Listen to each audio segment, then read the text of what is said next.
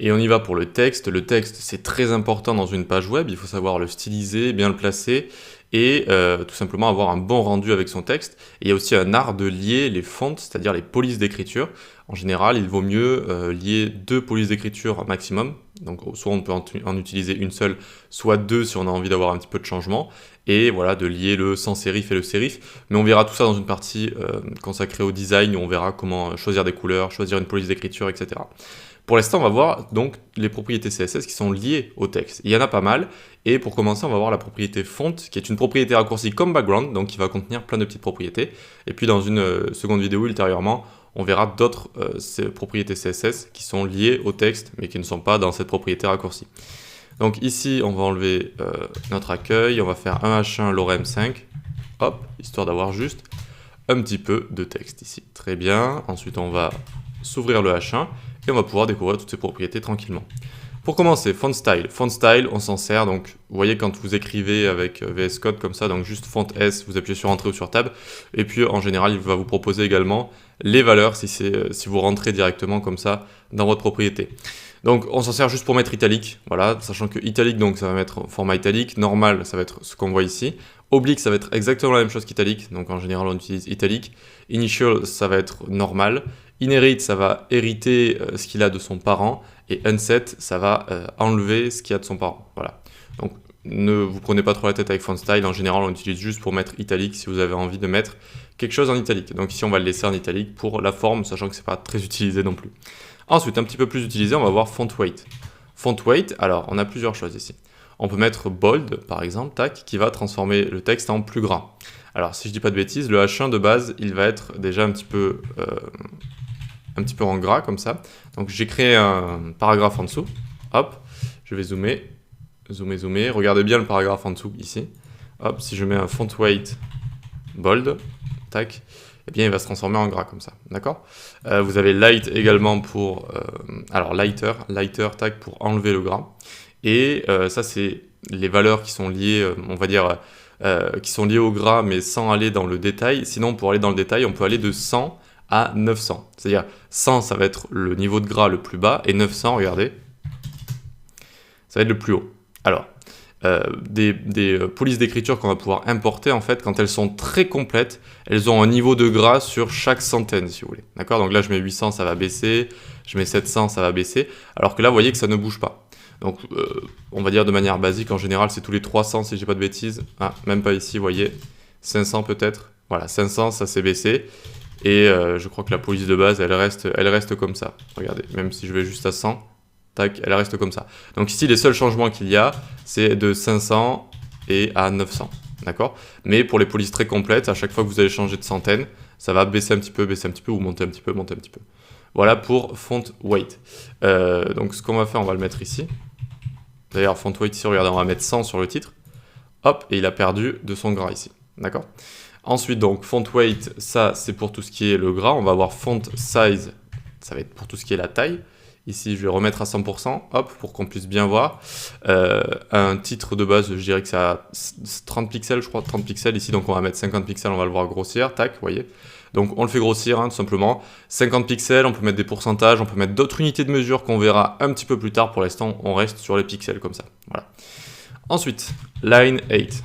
Hauteur de ligne. Hauteur de ligne. Donc 1, c'est la hauteur de ligne normale, c'est-à-dire finalement la hauteur du contenu, d'accord? Par exemple, du plus grand contenu. Donc là, on voit la lettre L, c'est le plus grand. Et donc une hauteur de ligne, c'est du haut de la lettre jusqu'en bas de la lettre. C'est une hauteur de ligne. Donc là, c'est 1, si vous voulez. Si je mets 2, ça va mettre 2 fois ça, tac. Et ça va grandir l'hauteur de ligne en haut et en bas, en fait. D'accord? Ça va rajouter du contenu en haut et en bas. Sachant que là, on est un peu biaisé parce que, regardez, si on fait clic droit inspecter, le H1 de base, il a une marge. Il a une marge et le P aussi, d'accord? Donc, on est un petit peu biaisé. Pour ne pas avoir ça, on peut mettre margin 0 ici, pour bien se rendre compte de ce que c'est qu'une hauteur de ligne. Là, vous voyez la hauteur de ligne basique. Alors, on va aussi mettre margin 0 sur le paragraphe, vu que lui aussi, il en a.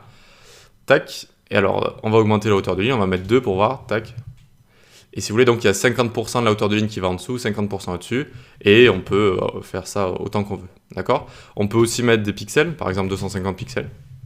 Et donc ça va mettre, si vous voulez, ça va tirer un trait au milieu et ça va mettre 125 pixels en haut, 125 pixels en bas. Et ça nous donne ceci.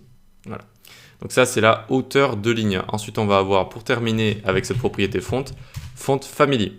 Alors, vous voyez que de base, il m'en propose pas mal. Voilà. Ça, c'est des polices d'écriture. Donc, les fonts, hein, ça veut dire police en anglais. C'est des polices d'écriture qui sont déjà intégrées et qui sont facilement utilisables par tous les navigateurs et tous les éditeurs de texte. Donc, la plus connue, c'est sûrement sans serif. Sans serif, comme ça, tac. Et vous voyez donc c'est devenu sans serif comme ça. Alors chaque police d'écriture a ses propres spécificités, notamment le gras, la taille que ça va prendre, etc. C'est pour ça qu'ici vous voyez que ça c'est passé à la ligne. Donc attention à ça. Donc ce qu'on va faire, on va baisser la line 8, ici on va mettre 1, hein. On va pas mettre plus que ça. Voilà. La taille on va mettre 40 histoire que ça tienne sur une ligne. Très bien. Et maintenant on va voir qu'on peut raccourcir cette propriété. C'est-à-dire que ici, je vais le mettre en commentaire. Alors c'est parti pour font. J'ai remarqué que j'ai écrit 2 fois font weight ici. On peut enlever le premier, tac. Donc maintenant on va mettre toutes ces propriétés une par une, tout simplement. Italique, on va avoir font weight 100. On va avoir font size 40 pixels, line 8 1 et sans serif ici. Sans serif. Hop. Et donc ici ça n'a pas fonctionné parce que l'ordre il faut le respecter, ou tout du moins il faut respecter entre juste 2 propriétés. Entre celle-là et celle-là, c'est-à-dire entre font size et line 8. Pourquoi? C'est le même conflit en fait qu'avec background. C'est que font size on peut mettre des pixels, line 8 on peut mettre des pixels également, du coup il ne sait pas trop ce qui se passe là. Qu'est-ce qui est font size, qu'est-ce qui est line 8. Donc ici on met un slash tout simplement, hop, entre les deux. Et vous voyez donc ça a bien fonctionné ici, très bien. Alors pour revenir sur sans serif, etc. et notamment sur font family, regardez, si font family, ici il me propose des polices d'écriture, par exemple ici c'est des polices déjà intégrées, on n'a pas besoin de mettre d'apostrophe ici pour les intégrer. Même si je dis pas de bêtises, certaines il va nous proposer des apostrophes. Par exemple, regardez, si je descends ici, donc là vous voyez il nous propose des apostrophes, même si c'est une police qui est très bien intégrée sur tous les navigateurs et sur tous les OS.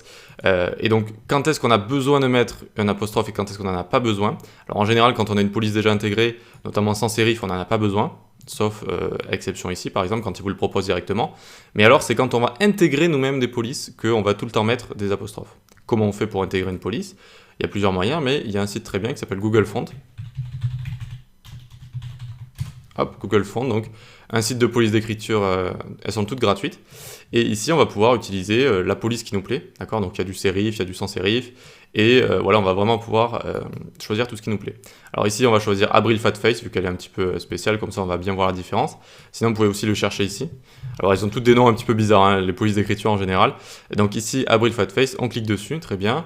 On va faire Select this style, tac. Alors l'interface a changé récemment, c'est pour ça que je suis un peu perdu. Et ici, on va cliquer sur Embed. Hop, il va nous proposer un petit link ici. Vous voyez, on prend le link. Et vous allez voir comme c'est facile. Hop, on va dans l'index HTML. On va ici dans notre head, n'importe où. Et on pose le link comme ça, tout simplement. On va le coller. Hein. Voilà, donc là, on a notre font Google, etc. En fait, c'est une référence au site avec la famille Abril Fatface. Elle est disponible maintenant dans notre code. Et donc en font family ici, hop, on va pouvoir la mettre là. Alors, tac. Abril Fatface. Et on n'oublie pas les apostrophes. Les apostrophes ou les guillemets, les deux fonctionnent. Et vous voyez qu'ici, j'ai bien ma police d'écriture Abril Fatface qui fonctionne très bien.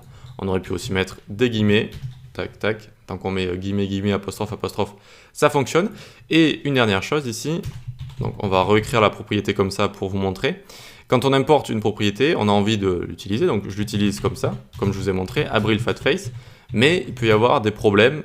C'est-à-dire, imaginons quand on met le link ici, on ne sait jamais si Google Font ne fonctionne plus, si Google Font ne veut plus donner des polices d'écriture comme ça, il faut une police de backup. Il faut que si elle ne fonctionne plus, eh bien, il y en a une autre qui prenne sa place et qui lui ressemble légèrement, et une qui est bien, qui est bien supportée si possible. Et donc, en général, on peut mettre un sans serif qui est très très bien supporté, juste après comme ça. Donc on met une virgule, et ça veut dire « je te prends Abril Fatface », et si ça ne fonctionne pas pour X ou Y raison, on se rabat sur du sans serif qui lui est accepté partout. Voilà. Voilà donc pour la propriété font. Voilà, des petites propriétés pas très compliquées avec des valeurs comme ça pour changer tout ce qui est taille, hauteur de ligne, etc. etc. On va pouvoir voir et découvrir d'autres propriétés qui sont liées au texte mais qui ne sont pas sous forme de propriétés raccourcies comme ça. Allez, à tout de suite.